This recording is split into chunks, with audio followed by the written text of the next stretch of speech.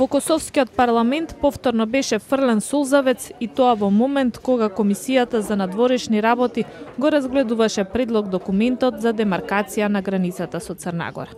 Полицијата е во потрага по представникот на опозицијското движење Самоопределување Дритон Кауши, кој се обидел со сулзавец да го спречи усвојувањето на овој документ. Сепак документот е усвоен со 6 гласови.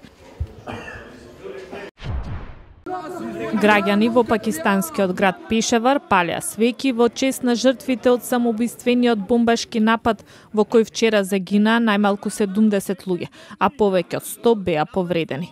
Тие го осудија нападот на болницата во градот Кета. На ожалостените и на демонстрантите им се приклучија адвокати кои велат дека нападот бил обид од страна на милитантите да го убијат владењето на правото во земјата. Повеќето од жртвите во бомбашкиот напад во Кета беа адвокати кои се собрале во болницата откако во неа беше донесен познатиот адвокат Билал Каси кој бил застрелан.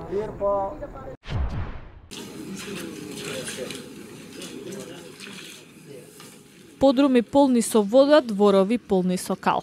Жителите на Стајковци барат повеќе механизација за да може да ги исчистат поплавените куќи. Лопатата не вреди додека не се испумпа водата, велат тие. Недостига работна сила, но уште повеќе недостига координација и механизација, велат жителите на Стајковци, додека немокно покажуваат кон уништените куќи, чии подруми се полни со вода, а дворовите со кал до корени.